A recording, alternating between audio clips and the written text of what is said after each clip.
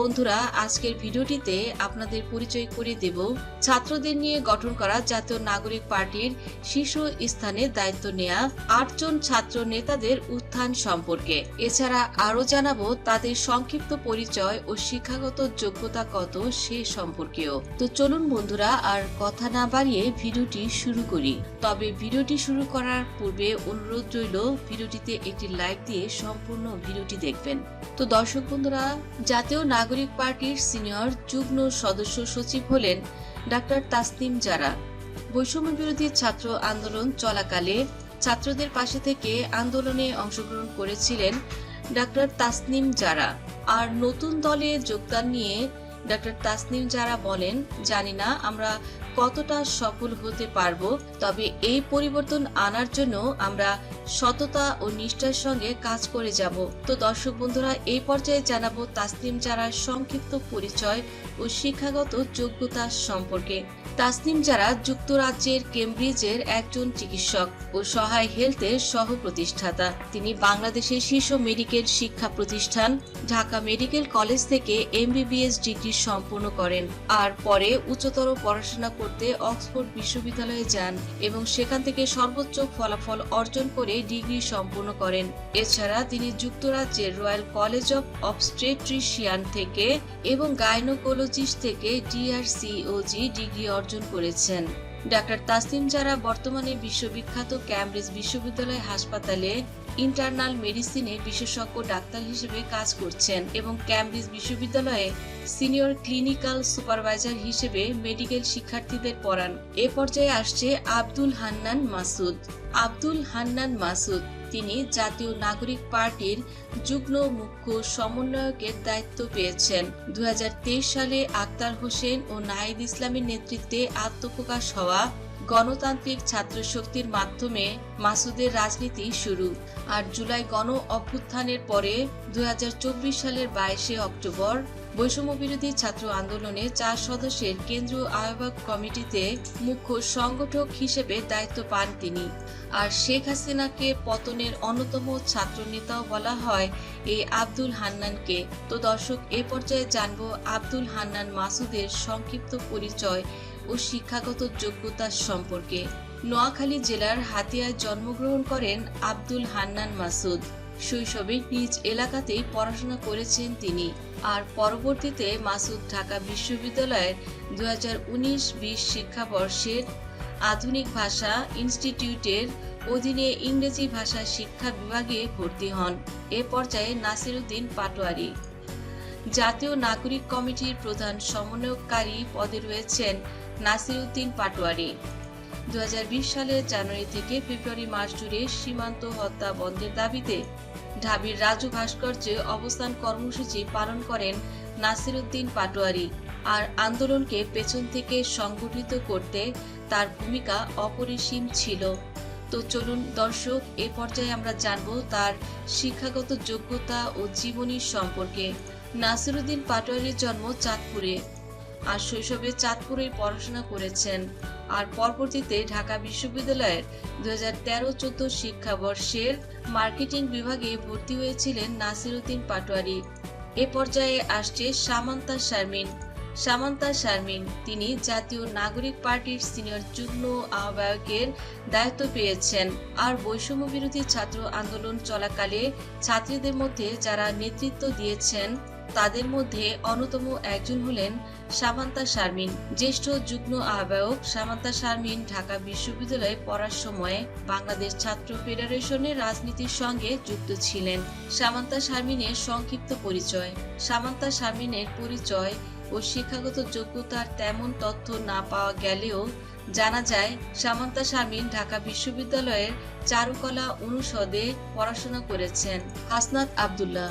জাতীয় নাগরিক পার্টির দক্ষিণাঞ্চলের মুখ্য সংগঠনের দায়িত্ব পেয়েছেন হাসনাত আব্দুল্লাহ।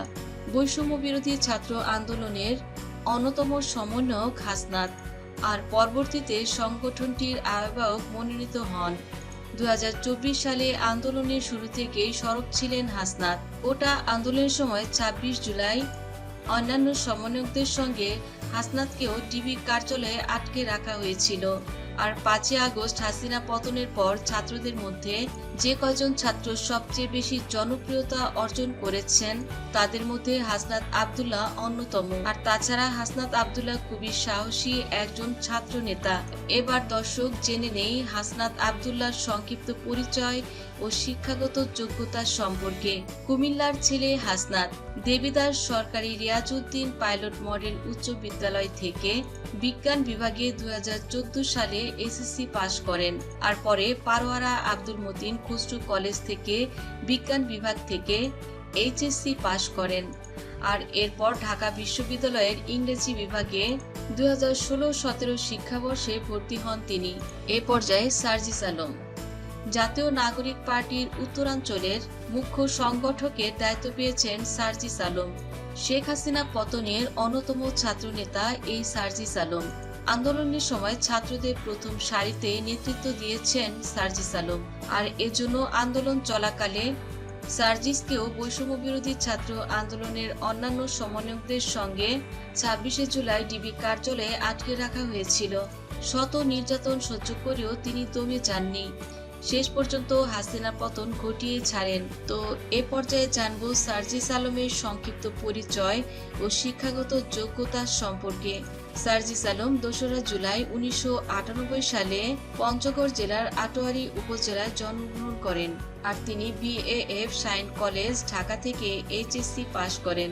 আর এরপর 2017 সাল থেকে ঢাকা বিশ্ববিদ্যালয়ে প্রাণীবিদ্যা বিষয়ে অনার্স ও মাস্টার্স সম্পূর্ণ করেন।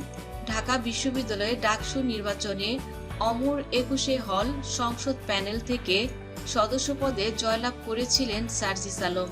আর এছাড়া তিনি নানা পর্যায়ে বিতর্ক প্রতিযোগিতায় বিতার্কিক হিসেবেও অংশ নেন। আক্তার হোসেন জাতীয় নাগরিক পার্টির কেন্দ্রীয় সদস্য সচিবের দায়িত্ব পেয়েছেন আক্তার হোসেন। 2023 সালের অক্টোবরে নতুন ছাত্র সংগঠন গণতান্ত্রিক ছাত্র শক্তি গঠন করেন আক্তার। আর সংগঠনের আহ্বায়ক ছিলেন তিনি। আর পরবর্তীতে সংগঠনটি বিলুপ্ত হয়ে যায়। গণতান্ত্রিক ছাত্র শক্তি আত্মপ্রকাশের দিনেও ছাত্রলীগের হাতে মারধরের শিকার হয়ে গুরুতর আহত হয়েছিলেন এই ছাত্র নেতা। 24-এর কোটা বিরোধী আন্দোলন চলাকালে 17 জুলাই ঢাবির টিএসসি এলাকায় কফিন মিছিল কর্মসূচির আগে আক্তারকে আটক করে পুলিশ। আর 5ই আগস্ট হাসিনার পতনের পর রাতে তাকে মুক্তি দেয়া হয়। আর এরপর 2024 সালের 13 সেপ্টেম্বর জাতীয় নাগরিক কমিটি গঠিত হলে সেখানে সদস্য সচিব হিসেবে দায়িত্ব পান আক্তার। আক্তার হোসেন 1997 সালের 7ই সেপ্টেম্বর উত্তরবঙ্গের রংপুর জেলায় কাউনিয়া উপজেলায় জন্মগ্রহণ করেন। তিনি কাউনিয়ার ভায়ারহাট পিয়ারিয়া ফাজিল মাদ্রাসা থেকে 2013 সালে দাখিল পাশ করেন। এরপর ধাপসাদকারা বায়তুল মোকাররম মডেল কামিল মাদ্রাসা থেকে 2015 সালে আলিম পাশ করেন। পরে ঢাকা বিশ্ববিদ্যালয়ের আইন বিভাগে 2015-16 সেশনে ভর্তি হন তিনি। নাহিদ ইসলাম হাসিনার পতনের পর দেশকে স্থিতিশীল রাখতে অন্তর্বর্তীকালীন সরকার গঠন করা হলে ছাত্রদের মধ্য থেকে উপদেষ্টার দায়িত্ব পান নাহিদ ইসলাম। নাহিদ ইসলাম ডাক, টেলিযোগ ও তথ্য প্রযুক্তি মন্ত্রণালয়ের এবং তথ্য ও সম্প্রচার মন্ত্রণালয়ের উপদেষ্টার দায়িত্ব পালন করেছেন। সম্প্রতি নতুন দল গঠনের দায়িত্ব নেওয়ার মধ্য দিয়ে উপদেষ্টার পদ থেকে পদত্যাগ করেন নাহিদ ইসলাম। তাছাড়া 24শে জুলাই আগস্টের গণ অভ্যুত্থানের এক দফার ঘোষকও নাহিদ ইসলাম। 2018 সালে কোটা সংস্করণ আন্দোলনের মাধ্যমে রাজনীতি শুরু করেন নাহিদ। পরে 2019 সালে ডাকসু নির্বাচনে নুরুল রাশেদ ফারুক প্যানেল থেকে নির্বাচনে অংশ নেন নাহিদ ইসলাম। আর তিনি সংস্কৃতি সম্পাদক পদে নির্বাচন করেন, তবে তিনি জয়ী হতে পারেননি।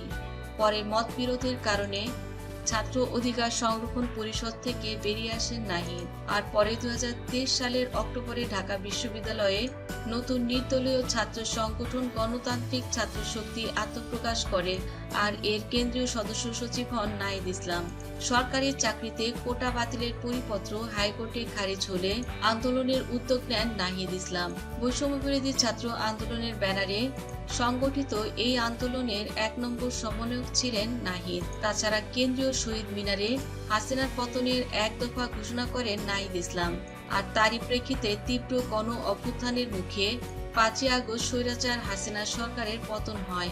আর এবার জানিয়ে দেই নাহিদের সংক্ষিপ্ত পরিচয় ও শিক্ষাগত যোগ্যতা সম্পর্কে। নাহিদ ইসলামের জন্ম 1998 সালে ঢাকার অদূরে ফকিরখালীতে। তিনি 2014 সালে ঢাকার দক্ষিণ বনশ্রী মডেল হাই স্কুল থেকে এসএসসি পাশ করেন। এছাড়া সরকারি বিজ্ঞান কলেজ থেকে 2016 সালে এইচএসসি পাশ করে ভর্তি হন ঢাকা বিশ্ববিদ্যালয়ের সমাজবিজ্ঞান বিভাগে। 2022 সালে স্নাতক সম্পন্ন করে একই বিভাগে মাস্টার্সে ভর্তি হন তিনি। তো বন্ধুরা, এসব ছাত্র নেতাদের মাঝে কাকে আপনার সবচেয়ে বেশি ভালো লাগে অবশ্যই কমেন্ট করে জানিয়ে দিন। ভিডিওটি ভালো লাগলে লাইক, কমেন্ট, শেয়ার করুন। ধন্যবাদ।